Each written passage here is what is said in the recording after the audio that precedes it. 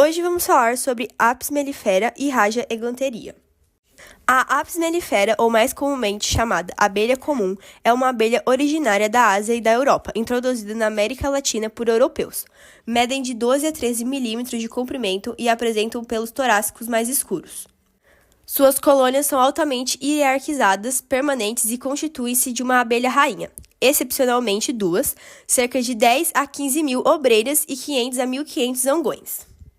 A rainha é delegada apenas à função de pôr ovos, cerca de 3.000 por dia.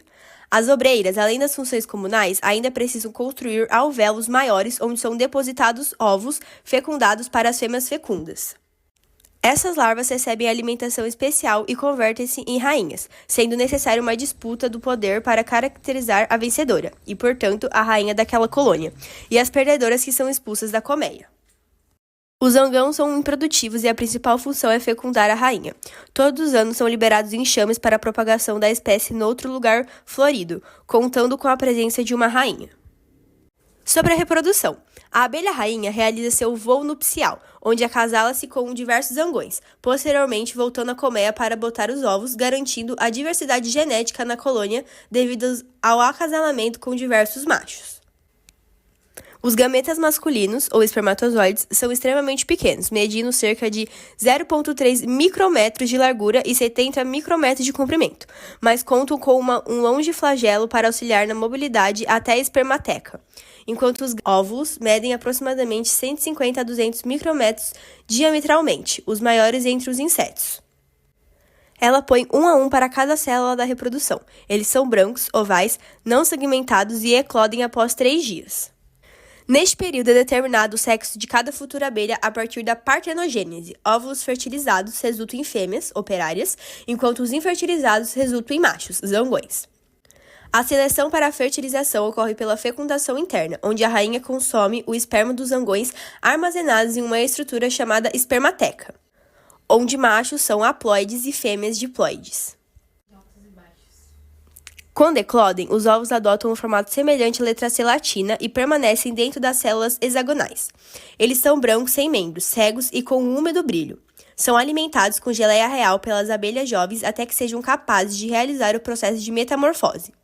As abelhas jovens ainda possuem a delegação de proporcionarem as condições necessárias para o nascimento de uma nova rainha, construindo células maiores e especiais ao tamanho elevado da abelha rainha. Os períodos respectivos para cada casta são 5 dias às rainhas, 6 dias às operárias e 6 dias aos zangões. As abelhas adultas fecham os alvéolos da pré-pupas com cera para que virem células operculadas. O período para cada casta é 7 dias às rainhas, 9 dias às operárias e 10 aos zangões. A metamorfose ocorre nas pupas, onde o tempo decorrente é proporcional à categoria do novo ser, onde as operárias possuem um período menor e as rainhas o mais extenso. As rainhas ficam 7 dias em células operculadas, as operárias 12 e os zangões 14 dias. Os novos adultos abrem as células operculadas consumindo a cera utilizada e dão início às suas respectivas funções. Neste processo, rainhas ficam 16 dias em desenvolvimento, operárias ficam 21 e zangões por 24 dias. A Raja eglanteria, conhecida popularmente como raia-espinho ou raia de nariz de porco, é um peixe cartilaginoso da espécie de raia que pertence à família Radiidae. Ela é encontrada principalmente em águas costeiras do Atlântico Nordeste, incluindo o Mar do Norte e o Mar Báltico, além das áreas adjacentes. Possui um corpo achatado e em forma de disco com uma cabeça alongada que se assemelha a um nariz de porco. O tamanho pode variar, mas normalmente é ultrapassada 79 cm de comprimento e 52 de largura.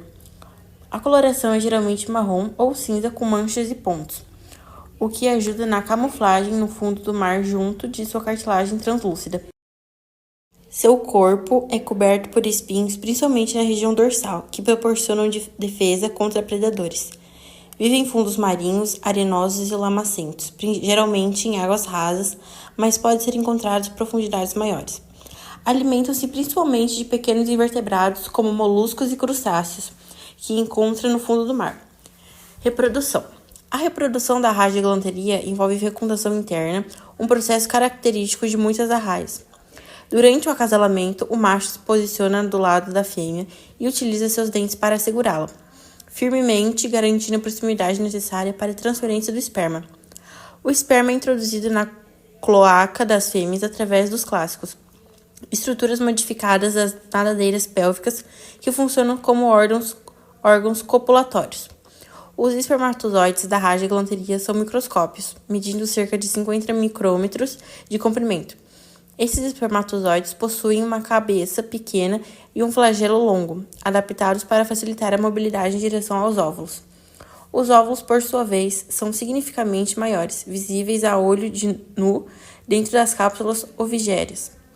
Embora o tamanho exato dos óvulos não seja bem documentado, eles desempenham um papel crucial no desenvolvimento embrionário, fornecendo nutrientes até que o embrião esteja pronto para eclodir. Após a fecundação, a fêmea produz cápsulas ovigeiras, também conhecidas como bolsas de sereia.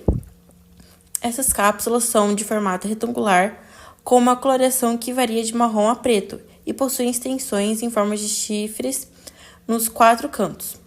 As bolsas de sereia são depositadas no fundo do mar em áreas seguras, geralmente onde o substrato é arenoso ou loutoso, proporcionando a proteção adicional ao embrião.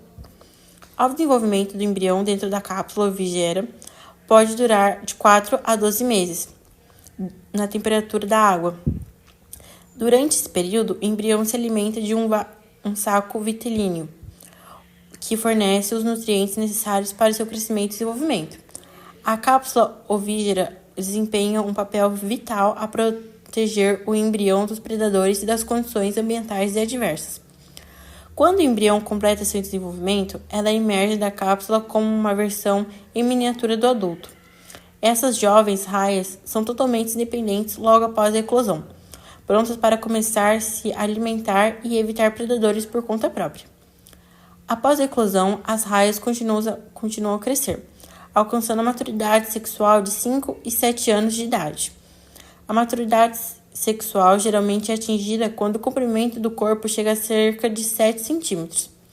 Nesse estágio, as raias estão prontas para se reproduzir e continuar o ciclo de vida de espécie.